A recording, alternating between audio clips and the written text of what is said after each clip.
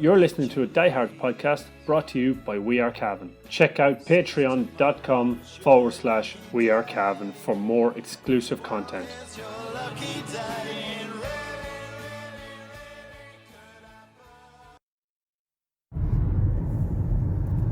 Morning all. I'm currently between Scott's House and Clonus, heading for Armagh. We're meeting in the petrol station in Monaghan at 1:15 p.m. DMT, which is Damien Mean Time, which I predict will be closer to 2 o'clock. That's how Donoghue rolls. I always come this way when I'm going to Armagh or Monaghan. I always go by my home house. Main reason being I can call in home and Mum will make me a big feed, and that's what happened again this morning. So to give you an idea of the nervous tension that's going on, I got up this morning and went for a run in the forest, not because I'm very fit, but I'm not, but because I wanted to burn off some nervous energy, because I was seriously pumped, and I'm looking for omens. I think I put up on Twitter that I saw a puddle that looked a little bit like Cavan with a bit of Longford on the side. That's the sort of omen that I'm looking at.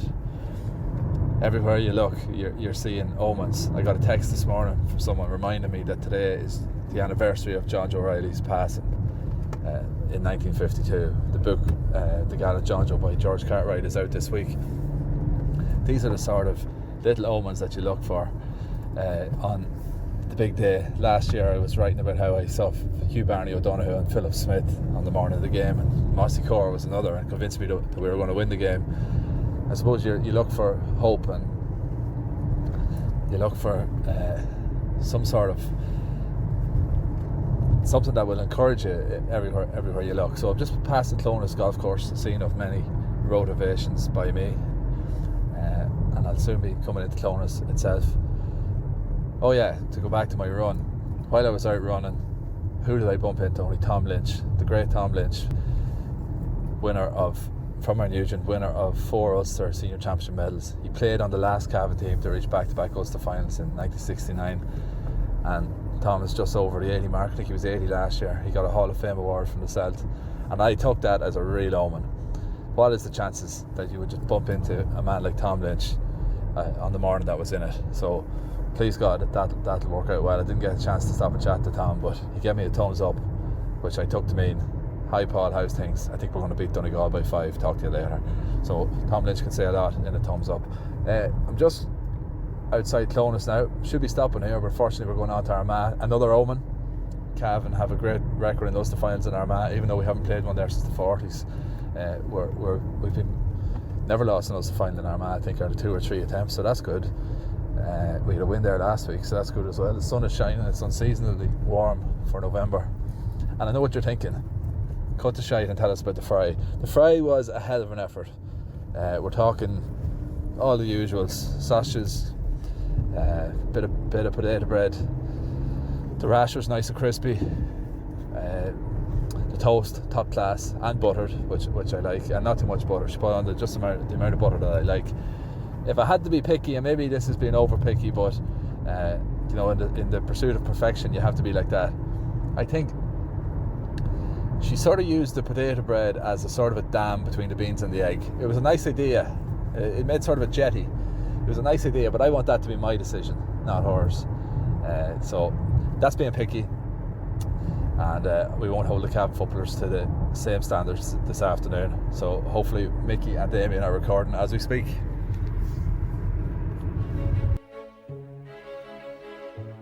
Ulster final day, Cavan versus Donegal, 2020, Armagh grounds, or athletic grounds in Armagh, and we're on the road, seeing loads of signs along the road, but wishing the very best of luck. And there's a little omen for you.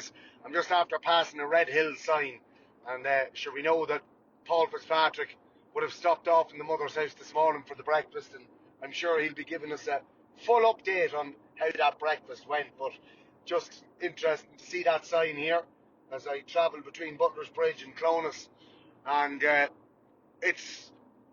these are the days that we dream of. These are the days that we dream of. It's Ulster final day. The excitement is in the belly. It's the hope that kills you, though. That's the thing. That's what we usually say. It's the hope that kills you. Well, look, lads. Today, let's just give that hope. Let's put our backing behind that hope and say that today is the day that the hope is going to come true and get Cavan over the line and get an Ulster final, because even a broken clock that has hope in it, that it'll hit that time once or twice every so often. It's right twice a day, so it is. So hopefully our hope that we have in our bellies today is going to bring us over the line, and we're going to say, do you know what? That wasn't hope. That was confidence. We knew that this Cavan team were going to be able to do it. I'm excited, lads. I'm ready for this game. I'm ready for the commentary, and I'm ready for Donegal. Come on, Cavan. You can do it, boys.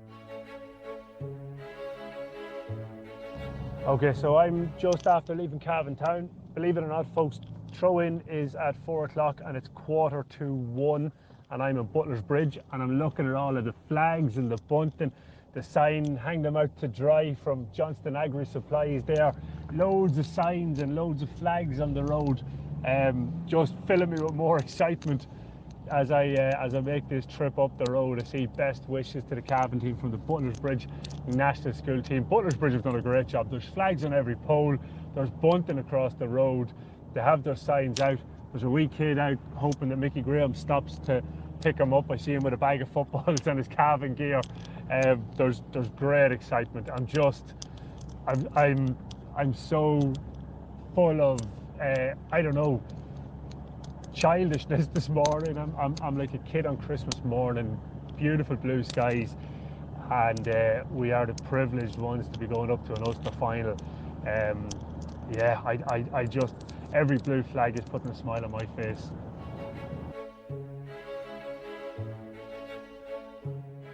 Right, so we've just stopped in Monaghan town. The usual compulsory coffee here at a Texaco garage just before you go out onto the Armagh Road. Everybody in jovial humour.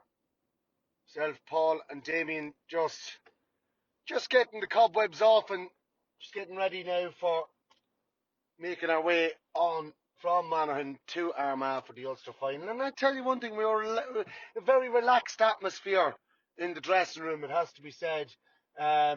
Paul even took time to show us, you know, he doesn't take himself too seriously, and was able to show us a little video he made of himself taking the piss out of his own big massive head, and he had a little bit of a laugh about that. And we were discussing the Camogie victory, and we were discussing a few different things, you know, just everything very, very relaxed. And now we're getting into game mode, and we're ready for the trip down the road to the athletic grounds, and we're ready for Donegal. I have to say, I am quite surprised at how relaxed we are today.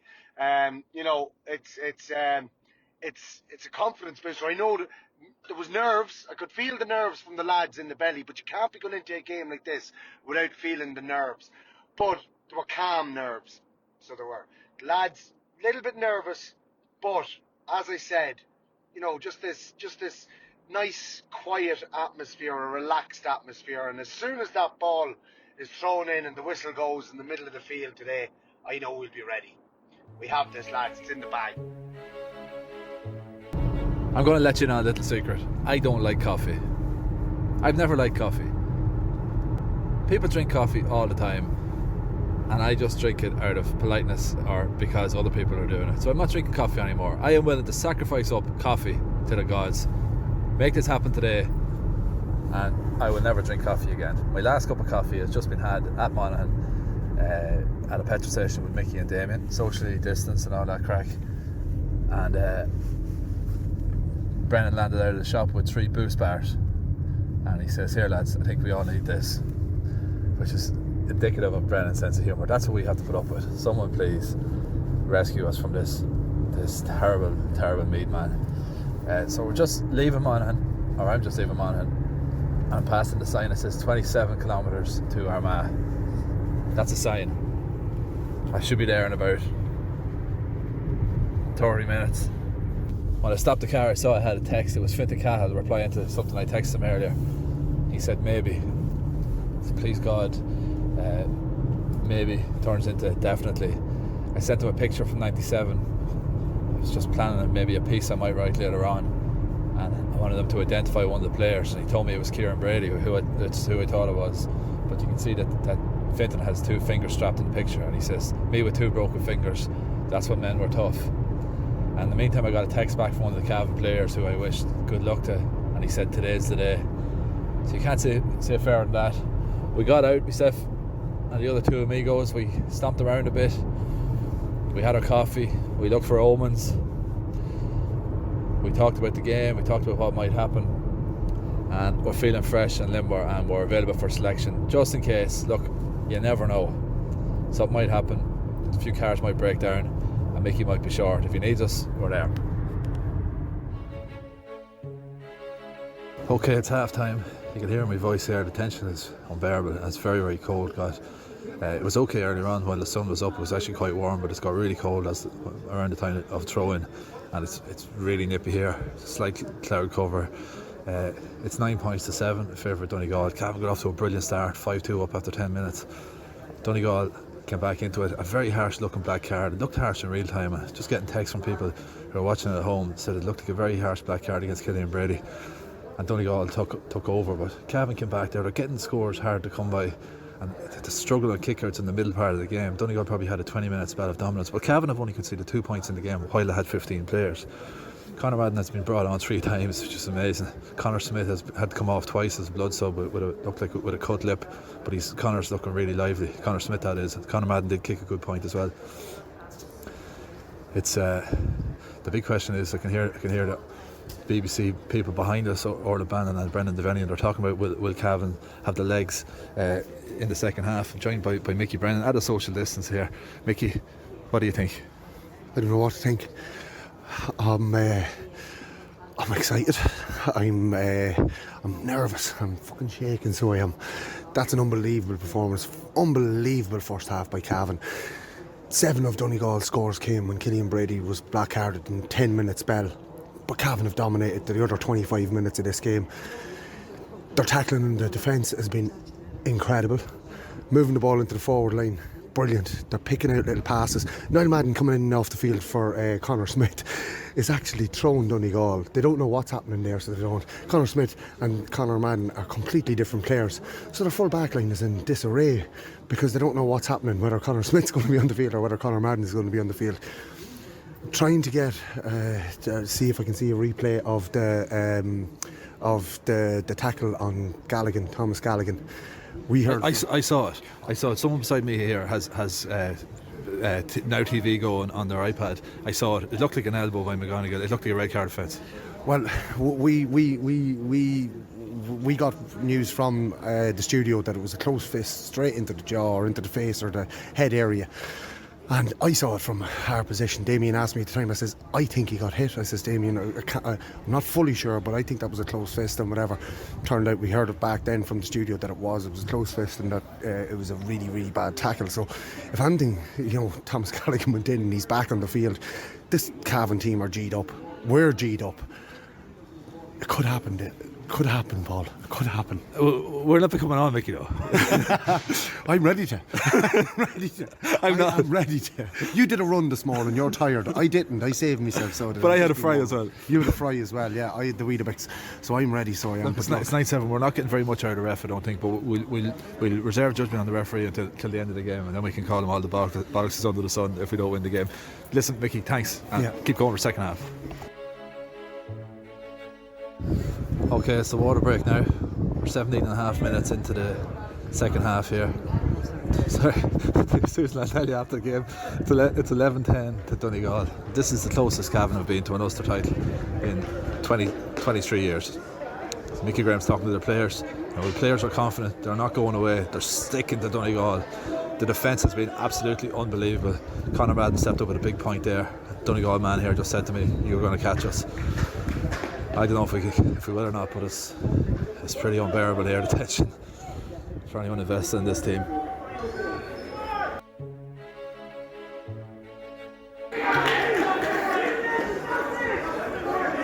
Okay, there's 10 minutes of normal time remaining. Cavan have just drawn level. They forced a turnover in the middle of the field. Now Cavan have a free in on the edge of the D. Martin Riley has just been fouled, clearly being held, and Garrod has it. Hopefully he should put this over. Should be an easy free for Garrod. This put Cavan in front, 12-11. And he has. 12-11. Jesus. There's 5 minutes left. Cavan are winning 13 points to 12. Unbelievable point by Oisin Kieran from the left wing there. Can't believe he curled that in. Cavan are the better team now. We can just hope that they can hold on. They've been the better team, they deserve it. For 2 harsh black cards. The second one was right in front of me. They got nothing from the ref. Please God he gives us something in the closing minutes. Cavan are full of running here and they believe it. They believe they can win this. They've given a hell of an account to themselves, but they can't stop now.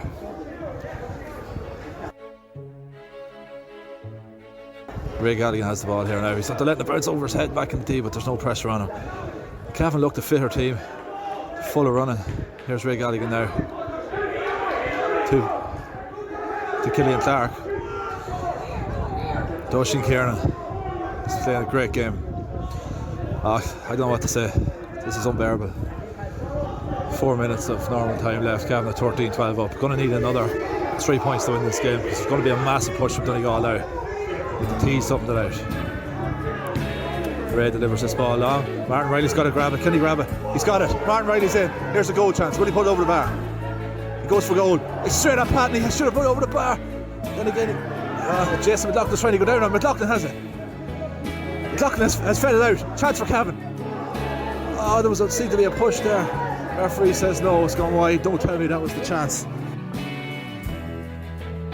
4 additional minutes we're into now. 35 minutes gone. 35, we're into the injury time. There will be 4 additional minutes at the end of this half as Cavan have possession of the ball. Garrod McKiernan, he's saying go route 1 with this. High ball into the square. It's in for Martin Riley, a push. Patton brings it. Goal chance, Cavan!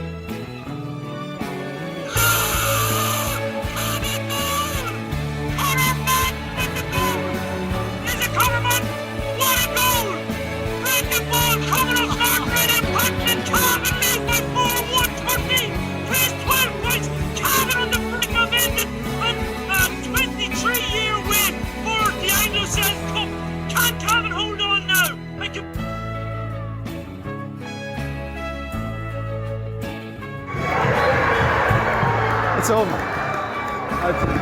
It's over. I just can't believe it.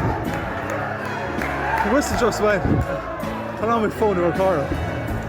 It's just unbelievable. This is outrageous. Unbelievable. Unbelievable. That's Keir Mackey, you can hear there. Unbelievable. Ah, Jesus Christ.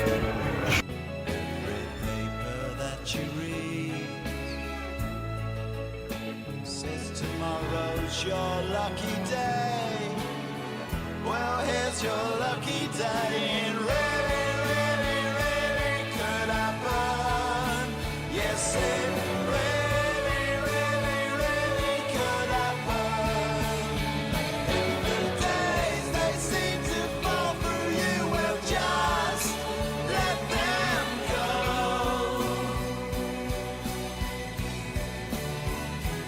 Well, it really